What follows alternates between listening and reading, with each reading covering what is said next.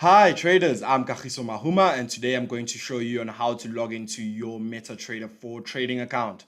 For most first timers, it might be difficult to log into your trading account. So today I'm going to show you real quick, easy steps on how to log into your trading account and begin your trading experience. So the first thing you're going to do is once you open your MT4, you're going to look on the top left hand side of your screen and you will click on File. Once you click on File, the second step will be to scroll all the way down and to click on Login to Trade Account. And once you see these three options, you will start with your login, which is your trading account number that you received via email confirmation from BlackStone Futures. And once you've done that, you're going to enter the password that you created on our website from the very first time when you opened your account.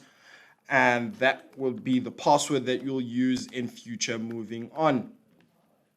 And once you've done that, you're going to choose the server. So whether you're using a demo account or a live account, you may choose BlackStone Futures Live Bravo. All right, please ensure that all the time you have save account information ticked so that you do not have to enter your credentials every single time you log on. And once you click on login, you should see at the bottom of your screen going from no connection to trading, and you will hear a lovely sound like that, and that should be it. Thank you so much for watching this video. For more information, please do watch more of our how-to videos.